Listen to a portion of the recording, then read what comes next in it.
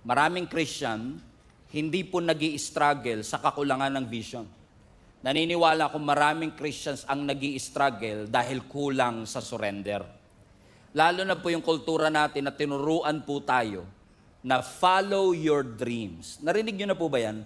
Follow your dreams. Nakikita nyo yan sa mga ref, nakikita nyo yan sa mga jeep, nakikita nyo yan sa mga social media posts, naririnig nyo yan sa mga TED Talks, nakikita natin yan sa mga pop culture, sa mga branding and advertisement. Pero yung salitang follow your dreams, hindi ho biblical yan. Hindi po itinuro ng Biblia na sundan natin ang ating mga pangarap. Yan po ay cultural mantra. Nakasanayan na po natin. However, hindi natin maitatanggi na marami ho talagang tao, mas pinupurso nila yung pangarap nila kesa yung layunin ng Panginoon sa kanilang buhay. No wonder, marami pong mga tao today successful pero parang hindi nakakapagpahinga. Napansin niyo ho ba na maraming tao, they have the money, marami silang pera pero nawawalan ng meaning ang kanilang buhay.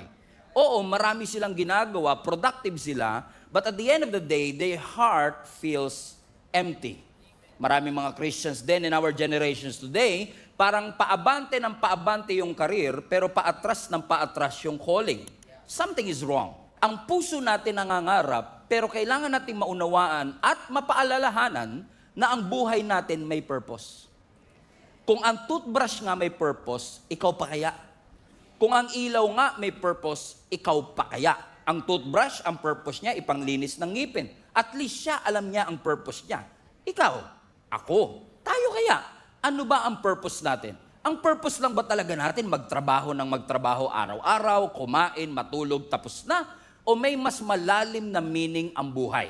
Ang purpose ba natin, uminhale ng oxygen at mag-exhale ng carbon dioxide? At pagkatapos noon, tapos na, mamamatay tayo, mawawala tayo dito sa mundo, at pagkatapos noon, tapos na ang ating buhay.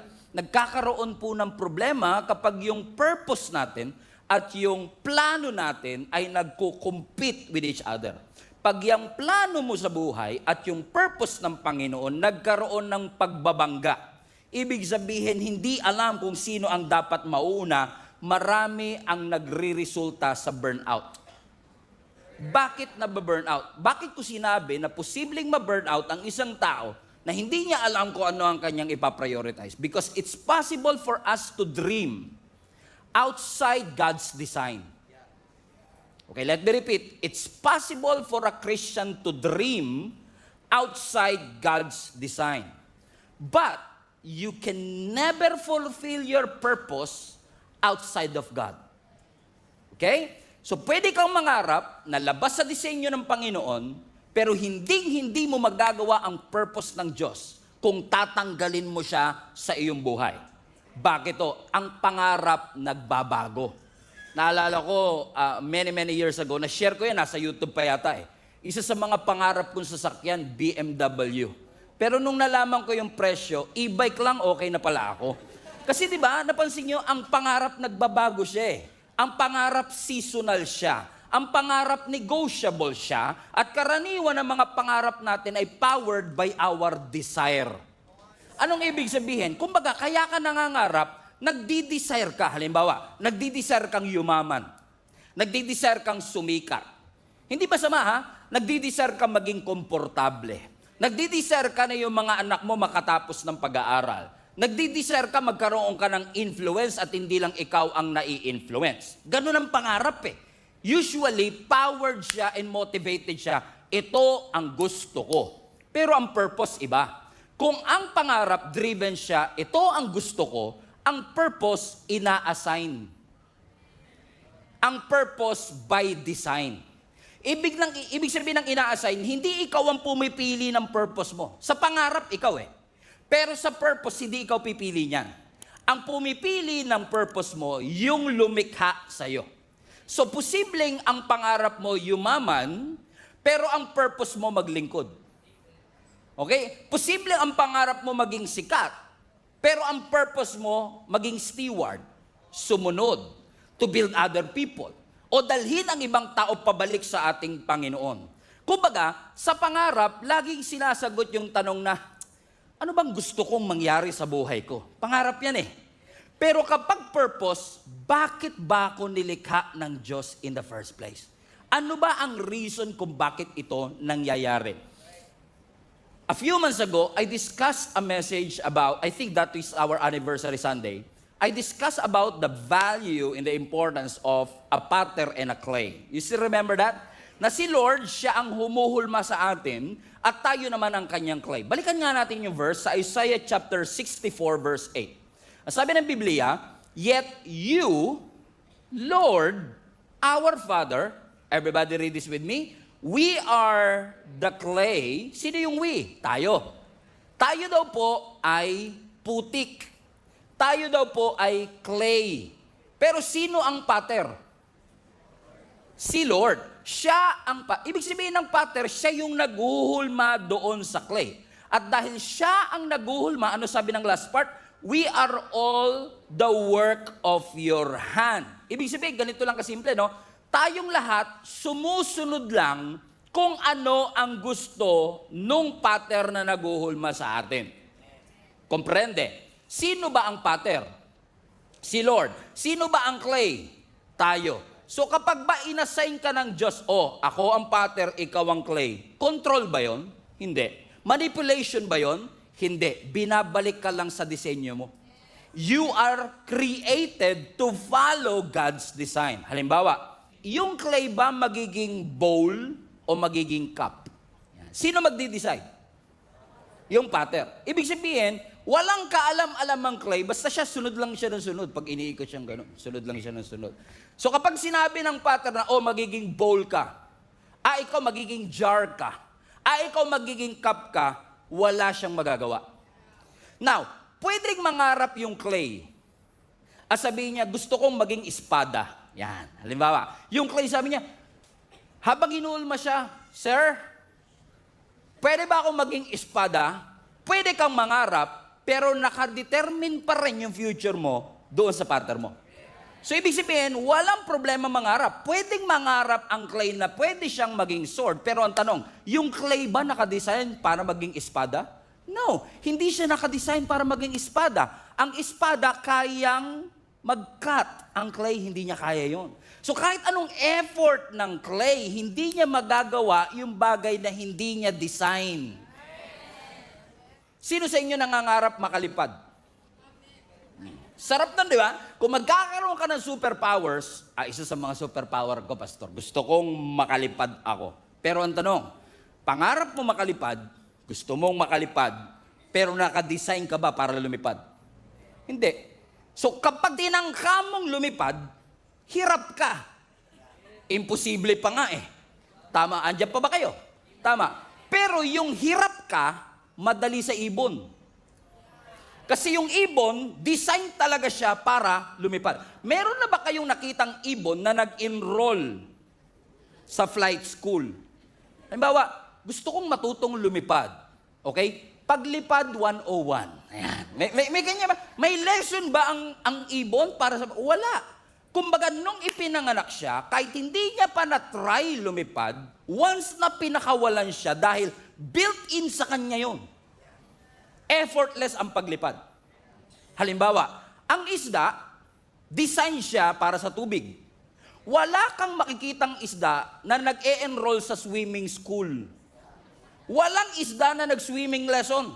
Lahat ng isda, naturally, based on design, bigla na lang silang lumalangoy. So, ibig sabihin, kung ang ibon lumilipad, ang isda lumalangoy, hindi mo pwedeng pagbaliktarin. Bakit? Ang isda, unless flying fish, pwedeng makalipad, pero for a while nga lang eh. Pero yung ibon, hindi mo siya pwedeng palanguyin at hindi siya makaka-create ng hininga doon. Pero pagkapaliparan ng usapan at ibong ka, kayang-kaya ko yan. Pero kung palanguyan ng usapan at isda ka, walang problema. Bakit? You don't try to become what you already are. Hindi mo ini-effort na matutong lumangoy kung dinisenyo ka talaga ng Panginoon sa tubig.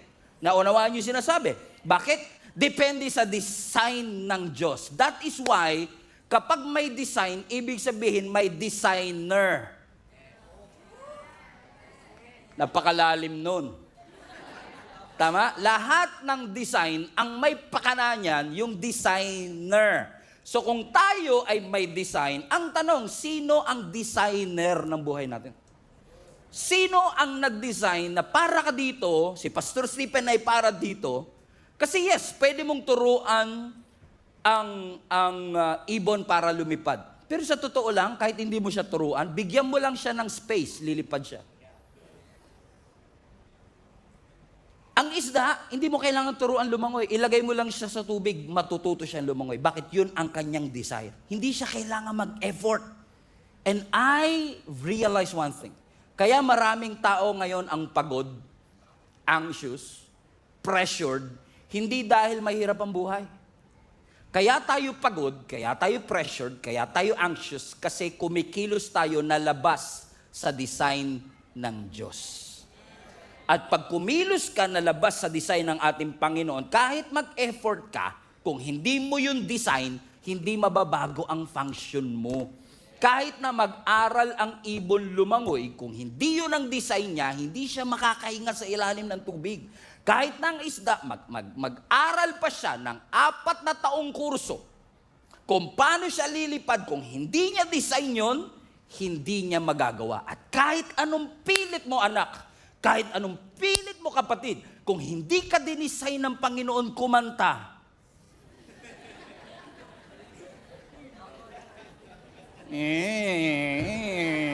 Pastor, gusto kong kumanta. O sige na, gusto mong kumanta, pero tanongin mo, gusto ba namin? Yun muna ang tanong sa... Sabi mo sa katabi mo, wag mo na pilit. Sabi mo, parang hindi nyo sinabi Amen? Kasi, halimbawa, kung talagang hindi ka kumanta, pag nag-effort kang mag-aral, may improve ba performance mo? Yes, may improve ang performance mo, pero hindi mo marere-right ang design ng Panginoon sa iyo. Even though you try harder, you work harder, you train longer, you push deeper, you can never do what God has not designed for your life. Kaya kung maraming mga tao ngayon ang pagod, pressured, and anxious, not because life is hard, but because you are operating beyond God's design, posible kaya mga kapatid na maraming tao these days na pagod na pagod. May mga kalala ba kayong ganyan na pagod? And usually, pag may mga kilala tayong napapagod, ano ang usual temptation? I need to motivate this person. I need to challenge these people. Pero what if hindi talaga motivation ang kailangan niya? Kundi ang kailangan niya, alignment. Nawala siya sa design, kailangan mo siyang ibalik dun sa alignment. Ibalik siya. San ba talaga siya tinawag ng Panginoon? Kasi pag pinipilit mo, mapapagod ka talaga Amen ba mga kapatid? For example, sino sa inyo nag-exercise? Exercise, ganito tayo. Exercise, di familiar no? Pastor naman kasi December, ngayon talaga natin pag-uusapan yung exercise.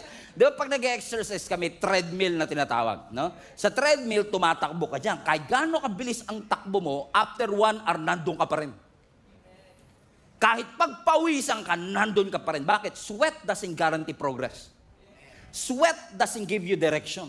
Hindi porket pinagpawisan ka dahil sa effort mo, mabibigyan ka niya ng direksyon. Hindi porket pinagpawisan ka dahil sa effort mo, ay aabante ka na. Bakit? Hindi siya designed for that.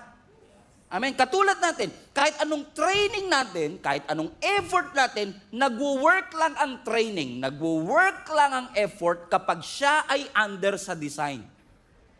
Kilala niyo si Moses? Si Moses, ang calling ng Panginoon sa kanya, he's going to be a deliverer, a leader. Everybody say leader. Si Moses, magiging leader siya ng nation of Israel, but Moses ran away from leadership. He tried to run away. Now question, yung effort niya bang tumakbo doon sa pagtawag ng Diyos, nabago ba yung pagtawag ng Diyos? Hindi. Kahit anong takbo mo, kung nakadisenyo ka para doon, hindi mo matatakbuhan.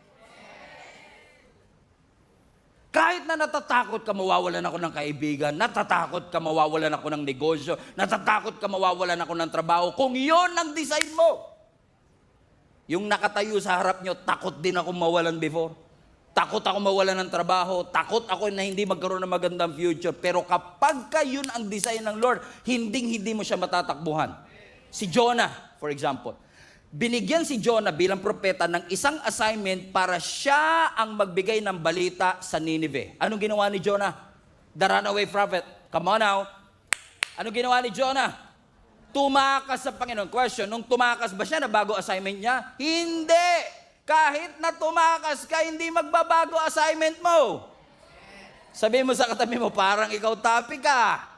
Amen. Kahit anong takas mo, kahit anong iwas mo, pag yun ang assignment mo, mapapagod ka lang, magbabayad ka lang, tatagal ka lang, pero hindi mo matatakasan ang pagtawag ng ating Panginoon.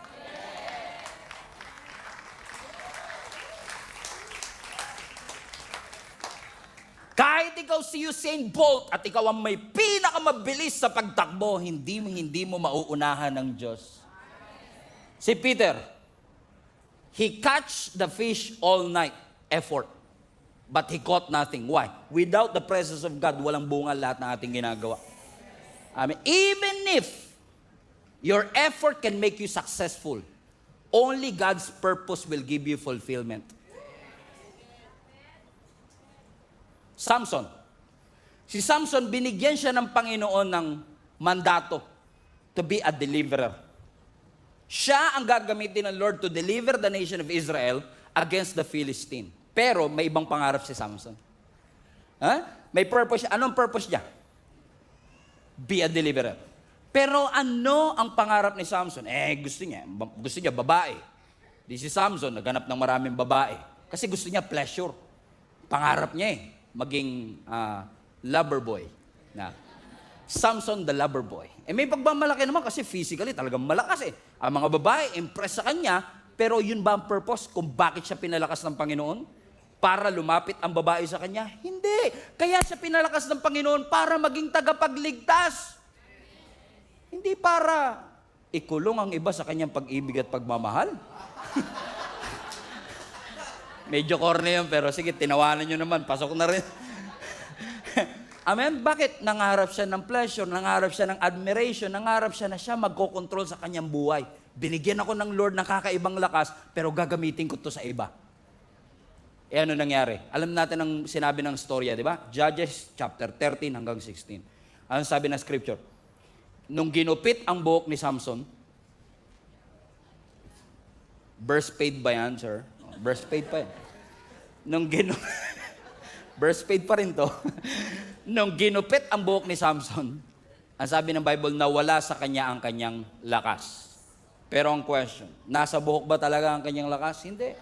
Kasi kaya siya nawala ng lakas, hindi dahil umiksi ang kanyang buhok, kundi dahil iniwanan siya ng presensya ng ating Panginoon. Bakit? Kakahabol niya ng gusto niya, nawala sa kamay niya yung tunay na kailangan niya. Presence of God. What good is it that you gain the whole world but forfeited your own soul?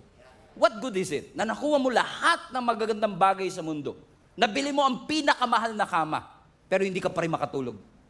Ang dami-dami niyong pagkain, wala kang gana. Why? Because food doesn't guarantee appetite. A good bed doesn't guarantee a good sleep. Vacation doesn't guarantee rest. Lalo pag ikaw magbabayad, hindi ka talaga mapapahinga. Kasi maya't maya, pambayad. Sabi mo sa katabi mo, vacation pa more. Amen? Because he chases what he wants, he loses something that is important to him. And that is his calling, his purpose. And that is the presence of God. Ba't pa kasi ang Panginoon, Pastor, nakikialam pa sa mga plano ko sa buhay? Ba't hindi na lang tayo hayaan ng Diyos na mag-succeed using our own terms? Ba't pa kailangan ng Diyos makialam sa mga plano ko sa buhay? First things first, sino nagbigay ng hininga sa'yo? Kasi minsan, nakakalungkot minsan huwag kayo magalala, hindi kayo taga ibang location, taga ibang bansa. Kasi mga nandito ngayon, mga sobrang lapit nyo kay Lord, candidate kayo sa kanang kamay ni Lord. Sobrang bait ng buhay ninyo, na hindi kayo nagkakamali. Na minsan si Lord, ginagawa nating alternative. Yung parang, Lord, ito na schedule ko sa 2026, singit ka na lang kung kailan mo gusto. Hindi sinabi ng Bible, i-add mo si Lord sa schedule mo. Ang sabi ng Bible, seek Him first. Okay? And all these things. You have to understand something, mga kapatid, and I say this with love and humility. Life is more than just work. Ang buhay hindi puro trabaho lang. Hindi puro tulog lang. Anyo kapag ang buhay mo puro trabaho pero walang meaning, mapapagod ka. Mapapagod ka. Kailangan lahat ng ginagawa natin may rason. Lahat ng ginagawa natin may meaning. Kasi pag may meaning ang isang bagay, na-appreciate mo. Pag may meaning ang isang bagay, may malalim na dahilan. At pag may malalim na dahilan, kahit pagod ka, ipahinga mo, babangon ka. Pero pag exhausted ka na, pag empty ka na, yun ang pinakadelikado sa lahat. Pag empty ka na, mahirap na yun eh. Kasi wala ka ng drive, wala ka ng soul, wala ka ng motivation that you forfeited your own soul. And don't think for a moment na kapag may hiningi ka sa Diyos at hindi niya binigay, sasabihin mo kaya hindi binigay ni Lord yun, baka masyadong malaki yung dreams ko. No, God is not intimidated with your big dreams. Walang pangarap ang tao na mas malaki pa sa ating Panginoon. Kahit yung pinakamalaking pangarap mo, maliit yan sa harapan ng Panginoon.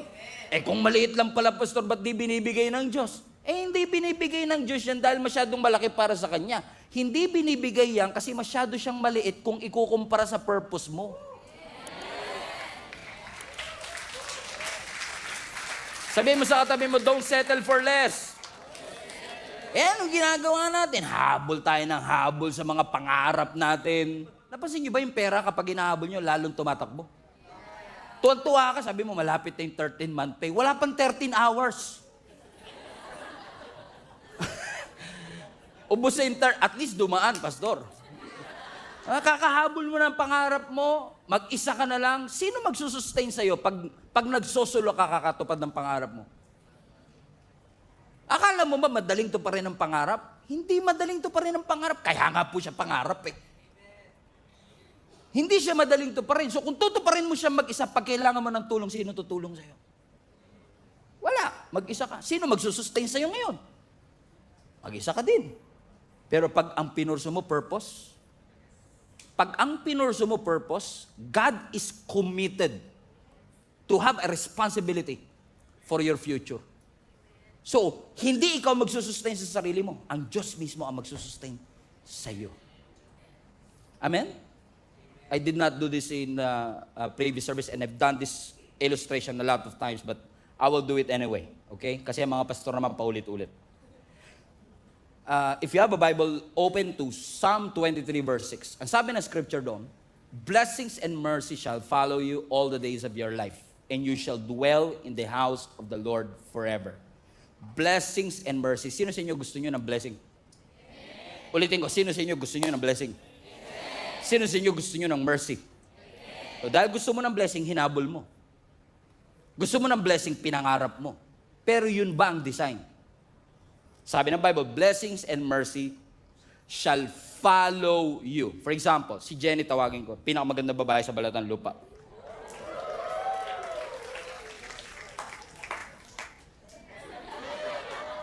Total, siya naman ang blessing ko. Yeah! Okay. Ang sabi ng scripture, blessings, kunwari si Jenny ang blessing, ang sabi ng scripture, blessings and mercy shall follow you. So as you pursue God, by design, blessing should, no effort, blessing should by design. Ano ang condition? Pursue God and blessings will follow you all the days of your life. So ibig sabihin, when I pursue the Lord, I don't have to worry, may pambayad na ba kami? I don't have to worry, paano na yung mga anak ko? No, because it's automatically pursuing you. Kaya kapagod at hirap, binabaliktad mo yung design. You are pursuing the blessing. Habol ka ng habol sa blessing. Tapos, pag mag-isa ka na lang, sabi mo, nasa na si Lord? Iniwan ako ng Lord. Hindi ka iniwan ni Lord. Ikaw ang umiwan sa Kanya. Kaya, pag nasa ganitong sitwasyon ka kapatid, nagtataka ka, bakit mga desisyon ko, bubo? Alam mo yun? Dinicide ko talaga yun. Di ba parang, ba't ganun ang desisyon ko? Paano ka magkakaroon ng wise decision kung yung source ng wisdom nandun? Paano ka magkakaroon ng peace dito kung ang source ng peace nandun? Kaya sabi ng design, balik ka sa design. Ano ba ang design? Pursue it. And blessings and mercy shall follow you. Comprende? Thank you, Be. Amen? Lahat naman kasi talaga, nung nagsimula, may purpose naman talaga yan. Lalo tayo na, halimbawa, sa mga OFW natin, mga nanonood online today, let me know in the comment section kung saan kayong parte ng mundo. Just for us to have a clear picture of as to how many people have been working abroad. Maaaring may kakilala ka nagtatrabaho sa abroad. Especially kung Christian yung nagtatrabaho sa abroad. Bago yan umalis dito sa bansa, nanalangin niya kay Lord. Sabi niya, Lord, aproban niyo lang yung visa ko.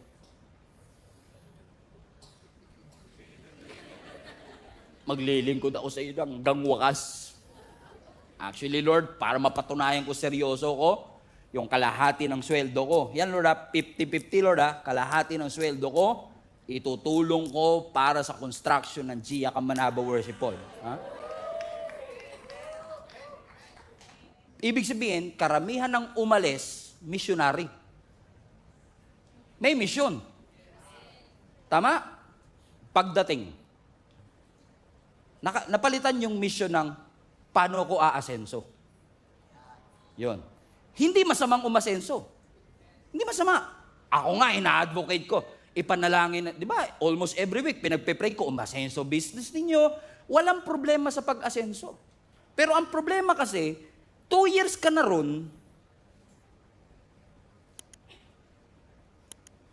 na-up, 2 years ka na ron, okay. 2 years ka na ron, pero imbis na yung calling mo nag-a-upgrade, appliance mo nag-a-upgrade. Hindi masama na ma-upgrade ng tulad kayo, kakabili nyo lang ng oven this week dahil sa bonus nyo eh. Bumili kayo ng rep na 2-door. Diba? Walang problema. Pero teka lang, ano ba talaga ang purpose? Ba't mo siya pinag-pray in the first place? Hindi ko kasi nung nangako ka naman kay Lord, wala naman ako dun eh. Kaya ikaw lang naman yung nangako. Hindi kita pinilit na mangako kay Lord. Ikaw ang nangako kay Lord. Sabi mo, Lord, ibibigay ko ang buhay ko sa iyo. Kaso, pagdating doon, nakalimutan mo na yung assignment mo. Nakalimutan mo na ang purpose mo, why you are there in the first place. Kaya parang dati, hindi kayo taga-ibang church to, no? Kaya parang sila sabi mo, Lord, gamitin mo ko. Lord, gamitin mo ko. Nung meron ka na ng mga pangarap mo, Lord, i-maintain mo to. Lord, i-maintain mo to. Pero where was God when you are planning for all of these things? Was not even included. For example, dito sa church, may mga sitwasyon dito na minsan magtataka ka talaga. Talagang totoo yung love is blind eh. Alam niyo ibig sabihin? Pag kinilig talaga, hindi na nakikinig. May kilala ba kayong gano'n? Yung pag kinilig na, wala nang kinig-kinig yan. Tuloy yan, tuloy, di ba? So, dito, talagang minsan alam mo yung mga red flag na, alam mo na ano eh, di ba? May problema, yung ganyan. Pero minsan, pag in love ka, di mo napapansin yun. Kaya kailangan mo ng mga kaibigan na magsasabi sa'yo na, hinay-hinay ka, pag-pray mong mabuti yan. Pero ano mangyayari? Dahil mahal na mahal mo, hindi ka makikinig. Tituloy ka, bam, mahal mo eh. After 6 months, nag-break kayo. Niloko ka. Aroy. Aray mo.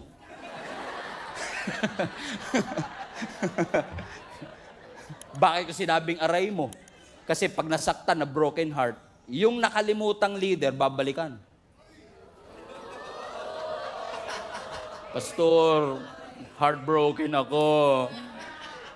Kung ako yon, ang sarap sabihin, nung kinilig ka, di ako kasama. Tapos ngayong heartbroken ka, sasama mo ako. Bala ka dyan. Bakit? Minsan tayo, pag nagpaplano, may sarili tayong mundo. Pero pag may problema, Lord, nasan ka? Yun ang problema. Yan ang problema.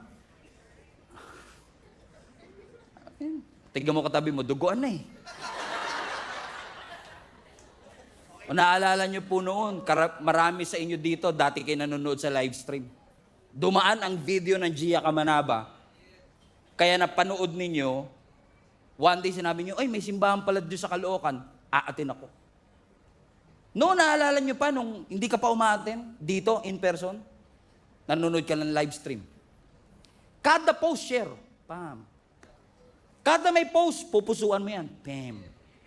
At kahit online yung service, nanonood ka lang online ha, yung puso mo, present na present.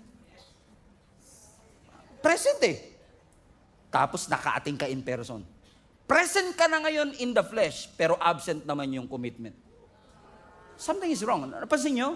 May nagbabago eh. Question, nagbago ba sa service natin? Sunday pa rin naman tayo. Walang nagbago sa service. Ibig sabihin, walang nagbago through the years. Ay, meron pala. Yung priority mo. Nagbago. Nakalimutan na natin. Sabi ng Bible, seek first His kingdom and His righteousness, and all these things shall be added unto you. Alam niyo, ina-expect ko na yung message na to, hindi amenable. At pwedeng sasabihin nila, Pastor, minsan ka na nga lang nandito. Yan pa yung message mo. Pero tatay niyo ko eh. Responsibility kong paalalahanan kayo na meron kayong layunin at meron kayong purpose sa inyong buhay. Naalala mo nung hindi ka pa naglilingkod kay Lord, sabi mo, Lord, kahit anong role. Sige, Lord, bigay ko. Tapos nung may role na, masyado naman demanding tong role na to. Lord, kahit sa ministry. Nung nasa ministry na, matagal pa ba yan? Because somewhere along the way, nakalimutan natin na kapag naglingkod, may sakripisyo. Nakalimutan natin. Akala natin comfortable lahat. Akala natin mabait ang lahat. Naalala mo dati, hindi ka uma-absent sa church. Hindi ka uma-absent. Sabi mo, pag God first. Di ba, naalala mo yun? Sabi mo, sarado ang tindahan pag Sunday. Kasi para kay Lord to. Outing, hindi ko mag-outing. Sunday. Kayo yun ha, kayo yun. Huwag niyo ako damay. Diba? Ikaw naman nangako nun eh. Diba? Pero recently, di ba, napapansin mo, pag may mga long weekend, diba? Sabi mo, maganda magbakasyon dito ah. Hindi masama ah. Hindi masama. Pero minsan, nasa di ba? I mean, family first eh. O di nasa family na. Di nandun ka na sa resort, di ba? Say, woo! Habang nagagaganong ka kami dito, nakaganon, di ba? Kami rito, nag-worship. Ikaw, ganun-ganon ka sa swimming pool, di ba? Saya mo eh. Di ba? Hindi natin pinipigilan. Kasi nga, pamilya yan eh. Di ba? Walang problema. Lalo kung yan lang talaga oras ninyong pamilya eh. Pero alam mo na ang services natin every Sunday, 5 yan sa online. Meron pa yung Monday ng gabi. So alam mo may oras ka pag Monday, tapos na yung outing nun ah. May internet? Meron. May access? Meron. Ano wala? Eagerness. Yun yung nawala. Hindi na nagbago yung church eh. Nagbago yung eagerness, nagbago yung priority. Sabi nga nila, pag gusto, pagkaayaw, ako ba nagsabi? Kayo nag-fill in the blanks. Amen. Sabi mo sa katabi mo, ikaw talaga target ni Pastor today. Oo. Yung katabi mo, dati nag-a-adjust pa yan. Pag Sunday, di ba, sabi nyo, pero ngayon wala. Pwede mo ba sabihin, nanlamig ba siya, Pastor? Hindi naman siya nanlamig kay Lord. Masyado lang napasarap yung pahinga. Bakit ko sinasabi? Tatandaan nyo to mga anak. Ang backsliding, pag sinabing backsliding, yung pagbalik mo sa lumang buhay, ang backsliding hindi nagsisimula sa rebellion. Walang nag-backslide, rebelde ka agad. Walang ganun. Karamihan ng nagbabackslide, if not lahat ng nagbabackslide, hindi rebellion ang simula. Ang simula, neglect. Kapabayaan. Yung dating importante, hindi na masyadong importante sa kanya ngayon. So anong ibig ko sabihin? Hindi ka naman biglang tumalikod sa Lord. Hindi ka biglang nawala sa Panginoon. Unti-unti mo lang tinigil yung dating ginagawa mo para sa Kanya. Kaya ang sabi ni James, are you still with me? Sugatan ah. Kaya ang sabi ni James sa James chapter 4, now listen. Verse 13. Gia Kamanaba, makinig kayo. Lahat ng mga tao na nagsasabing, ngayon o bukas, pupunta kami sa Thailand. Pupunta kami sa Japan. We will spend a year there. We carry on with our business and to make money. Verse 14. Bakit? Bakit? You don't even know what will happen tomorrow. What is life? What is your life? You are a mist. Hamog ka lang. Alam niyo ibig sabihin ng hamog? Fog? Pag hinalintulad yung buhay natin sa hamog, ibig sabihin, ngayon nandyan, mamaya wala na. Ibig sabihin, walang guarantee ng sustainability. Walang guarantee ng breath for tomorrow. Kaya sinasabi na, kayong lahat na nagsasabing, ngayon pupunta ako dito sa city nito, bukas pupunta ako dito, magtatayo ako ng negosyo, I will make money. Hold your horses. Hold your horses. Do you not know that your life is a mist? Hindi nyo ba na-realize na wala kang control sa oras mo, anak? Hindi mo hawak ang oras. Ang may hawak ng oras natin, ang Diyos. Hindi mo hawak ang karir mo kahit gaano ka kahusay. Hindi ikaw may hawak ng karir. Hindi ikaw ang may hawak ng iyong negosyo. Hindi ikaw ang may hawak ng bangko sa Pilipinas. No. Only God is the true source of everything. Amen? Let's go back to verse 13. Can I take a few minutes to digest these verses for you? Just one verse. I promise you it will be worth it.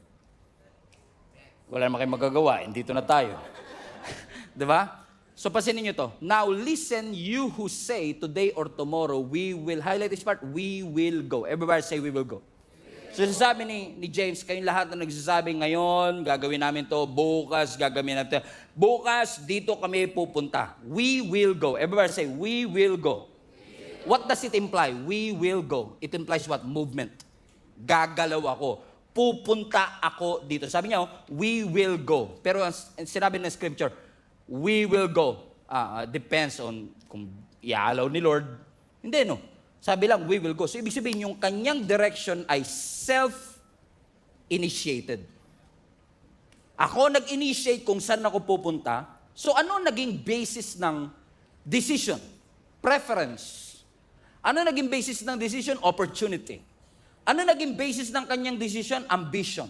Discernment. Pag tinignan mo, we will go, mukhang confident. Pero may submission ba? Come on, may submission ba kay Lord? No. Next, we will go to this or that city and spend, highlight this part, spend a year there. Ano ibig sabihin ng spend a year? Bakit hindi sinabing spend month or I will spend my day there? So the fact na sinabi niyang, I will spend a year there, ibig sabihin, ginagaranti niya, buhay pa ako after 1 year. And that is an illusion, my friends. Illusion siya na ikaw ang may hawak ng iyong oras. You don't hold your future. You don't hold your time. Time is not a right. Hindi natin karapatan bigyan ng Diyos ng oras. Mercy ng Diyos kung ba't buhay pa tayo. Grace ng Lord kung bakit pa tayo nandito. Regalo ng Diyos ang oras. At kung regalo siya, dapat siyang i-steward. Dapat siyang i-manage ng tama para sa kanyang kaluwalhatian. So kasi sinasabi, we will go and we will spend 1 year there. Let's continue. And we will carry on with our business. Ibig sabihin, ina-assume mo na kapag nag-effort ka sa negosyo, magsasucceed ka. So ibig sabihin, ang skills mo, nasaan ang tiwala? Sa sarili. Nasaan ang tiwala? Sa network. Nasaan ang tiwala? Sa experience. Productive, pero nag-pray. And last, sabi doon, and we will make money. Everybody say, make money. So, ibig sabihin, nag-business, ito naman ngayon ang resulta. Now we have the money. So, ibig sabihin, hindi lang siya confident na buhay pa siya after 1 year, posibleng may confidence din siya sa resulta that if I work hard, I will earn money. Hindi siya sinabing there's a possibility that I will earn money. Is it as if like money is a right? No, it is a mercy of God. So what will happen kung makakakuha ka ng pera pero hindi mo ipinanalangin? What will it develop in your heart? Di ba pride? Di ba? It will develop pride in you kasi isipin mo, it is my skill. It is my network. It is my connection. Is God condemning money? No. Hindi kinokondemn ng Lord ang pera. Nire-rebuke ni James at ng Diyos yung entitlement sa ating puso na we think that it is because of our skills and connection that we have all of this. We don't. Only through His grace, meron tayo nito. So ano ba sinasabi ni James? Ibig sabihin, Pastor, hindi na ako magpaplano? No. Hindi against ang Lord sa planning. Against ang Lord sa pride. Against ang Lord sa entitlement. So kinokorek ng Lord, hindi yung plano. Ang kinokorek niya, anong tono ng plano mo? Asan ang Diyos sa plano mo? Asan ang Diyos sa iyong mga pangarap? Against ba ang Lord sa negosyo? No. Against ba ang Lord sa wealth? No. Against ba ang Lord sa pera? No. Si Jesus nga may treasurer. Ba't ka may treasurer kung walang treasure? So God is not against wealth. Amen? Ang Diyos hindi siya against. Against siya kapag yung success mo self-sufficient. Feeling mo, ikaw ang may pakana. So anong nangyari? Si Lord ngayon, consultant na lang. Hindi na siya ang tunay na mayari. Kinokorek lang ni Lord. Yung business mo, hindi siya yan. Kay Lord yan. Huwag mo siyang gawing consultant. Siya dapat ang number one sa sinasangguni natin. Kaya kapag sinabi ng kultura sa atin, follow your dream. Everybody say, follow your dream. Is that right? No. Don't follow your dream. Submit your dreams to God. Huwag mong sundan ang pangarap mo. I-submit mo ang mga pangarap mo sa ating Panginoon. Kasi, yes, ang Diyos hindi siya against sa pangarap. Si Joseph nangarap, si Daniel nangarap, hindi against ang Diyos na ikaw ay mangarap. Pero ang sinasabi lang ng Lord, yung pangarap na meron ka, i-offer mo sa Panginoon. Yung pangarap na meron ka, i-submit mo sa Diyos. Question, sino sa inyo willing mag-submit ng inyong mga dreams sa ating Panginoon? Ulitin ko lang, sino sa inyo ang willing mag-submit ng kanyang mga pangarap sa ating Panginoon? Taas kamay, taas kamay, taas kamay. Okay, third time is the charm. I'm setting you up. Clue, clue, clue. I'm setting you up. Sino sa inyo willing na i-submit ang inyong mga pangarap sa ating Panginoon? Sure? So pag sinabit mo yan, papayagan mo ang Diyos na i-inspect yung pangarap mo. Papayagan mo ang Diyos na i-redefine ang pangarap mo. Okay pa rin sa'yo. Okay, ito matindi. Papayagan mo ba ang Diyos na i-resize ang pangarap mo? Okay. Amen pa rin. Ito, ewan ko na lang. Papayagan mo ba ang Diyos na i-replace ang pangarap mo? Kasi submission eh. Ibig sabihin, siya talaga ang masusunod. Kaya sabi ng Proverbs chapter 19, many are the plans in a person's heart, but it is the Lord's purpose that prevails. Many are the plans in a person's heart, but it is the Lord's purpose that will prevail. Maraming plano yung katabi mo para sa 2026. Nagpaplano na yan magpakasal. Kahit wala pang jowa. Hibang.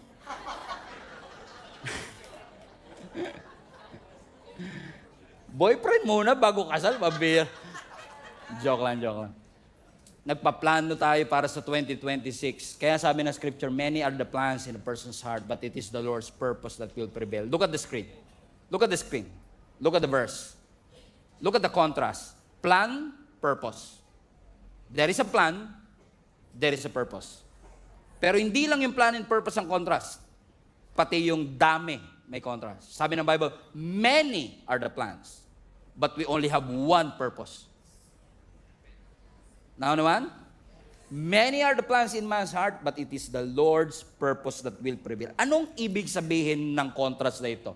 Look at the screen again. Highlighted part, plan. Yung plans na yan is actually from the Hebrew word machshaboth. Okay, everybody say machshaboth. Now, hindi lang to basta nagplano ka. Pag sinabi mong machshaboth, ibig sabihin nun, inisip mo siya. Nag-strategize ka na. Kinalculate mo na. Kumbaga, hindi pa dumarating, calculated mo na by the age of 30. Ganyan. Nagpaplano ka na. Hindi masama. Pero yung sinasabi dito, marami tayong mga calculations na yung puso natin naging pabrika ng napakaraming options na meron ka. Pero, ang sabi ng scripture, marami ka bang machshaboth in your heart, but it is the Lord's purpose. Ano yung purpose sa Hebrew word? Etsa. Matraffic dyan ngayon. Amen? Marami ka mang Makshaboth, but it is the Lord Etsa that will prevail. Anong difference? Ang Makshaboth, maraming thoughts, maraming strategy, maraming calculation, but it is the Lord's purpose that will remain. It is the Lord's purpose that will stand. It is the Lord's purpose that will outlast you. It will outlast. So listen, church. Based on that context, balik na yung verse 13 na. So, listen, church. Kayo na nagsasabi na, today and tomorrow, highlight everything. We will go. We'll spend a year. We'll carry on a business. We will make money. Look at the screen. We will go. We will spend a year. We carry on a business. We make money. You see it? We will go, spend a year, carry on a business, make money. What is missing on that verse? Walang Diyos. May plano, pero wala ang Diyos sa kanyang mga plano.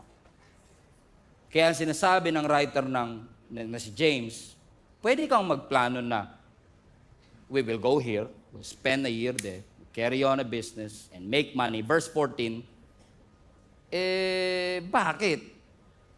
Hindi mo ba alam na, highlighted part, hindi mo ba alam? Alam niyo ibig sabihin ng Greek word yan? You know nothing. Hindi mo ba alam kung ano mangyayari kinabukasan? Ang buhay mo para lang hamog. It will appear for a little while and then it vanishes. So what is he saying? Hindi masama magplano, pero nakalimutan mo ba na wala kang control sa bukas? Hindi mo alam. You don't know. That's the dilemma. Hindi mo alam. Plano ka ng plano, pero hindi mo alam kung buhay ka pa bukas. Hindi mo alam kung ano ang mangyayari bukas. Bakit? Si Lord lang nakakaalam. Kasi iyan ang faith eh. Ang faith kasi, hindi ka bibigyan ng estimated time of arrival. Sabihin ng Lord, guarantee at the age of 35, may asawa ka na. Scam yun. Diba? Si Lord, ba tayo nagsabi siya? Sabi ni Lord 32 lang daw, magkakaasawa na ako. Diba, scam? Bakit? Nilalagyan mo ng estimated time of arrival, nilalagyan mo ng expiration date. Pero ang Diyos hindi nagbibigay ng ETA. Ang Diyos nagbibigay ng direksyon. By this season, ito gagawin mo. That's the difference. Can you show the picture, please? Anong difference ng compass tsaka ng Google Maps? Ang Google Maps, bibigyan ka ng estimated time of arrival. Ang Google Maps, nakaplanado na, dito ka kakaliwa. Nakadetermine na, darating ka 4:40. Ang compass, hindi niya mabibigay yun. Ang mabibigay lang ng compass, direksyon. Tinatrato natin minsan ng Biblia, Google Maps. Kaya ka frustrated Kasi hindi ipapakita ng Lord sa iyo ang lahat ng daratnan mo. Pero ang ipapakita niya, yung susunod na direksyon.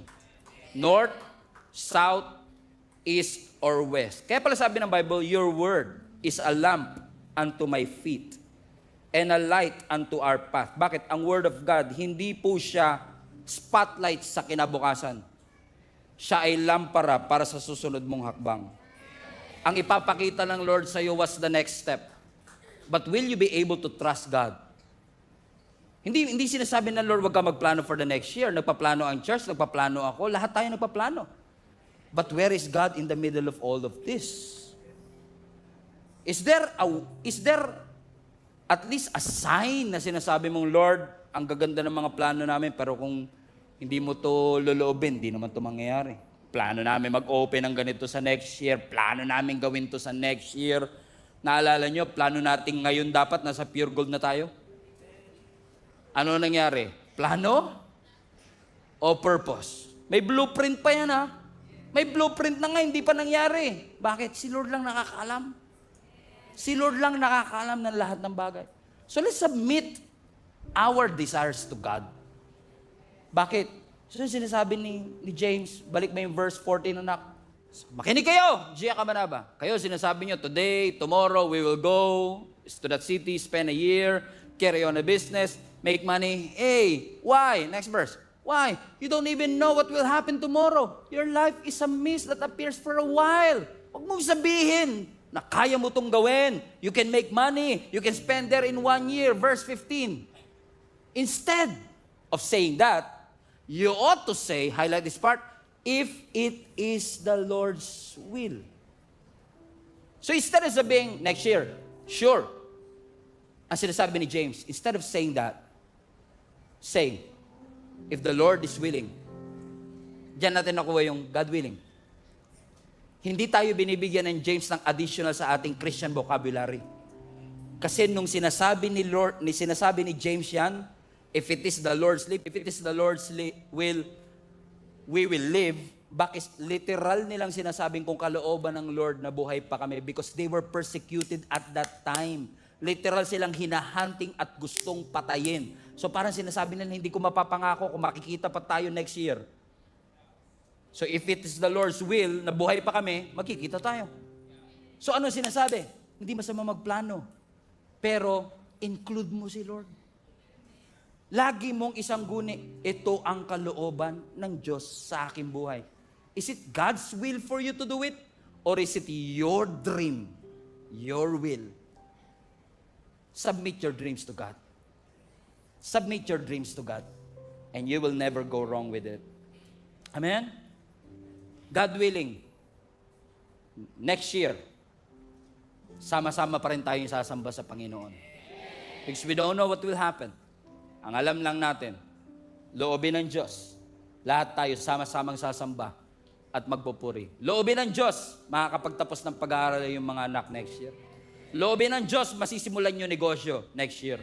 Loobin ng Diyos, may malaking project na darating sa iyo next year. Loobin ng Panginoon, magkakaroon ng financial breakthrough ang iyong pamilya. Loobin ng ating Panginoon, yung iyong mga pangarap na namatay, ibabalik ng Panginoon into life. Loobin ng ating Panginoon, makakapaglingkod ka sa ating Panginoon in a whole different level. Loobin ng ating Panginoon, magiging pastor yung katabi mo. Hallelujah. Loobin ng ating Panginoon, amen. Loobin ng ating Panginoon, ang ating simbahan will continue to grow like never before. Loobin ng ating Panginoon, may pagkain pa rin tayo sa ating hapagkainan. Loobin ng ating Panginoon, walang magkakasakit sa atin sa linggong ito. Loobin ng ating Panginoon, may mga gagaling sa cancer. Loobin ng ating Panginoon, tinaningan ka na ng doktor, pero ang Diyos will heal and sustain you.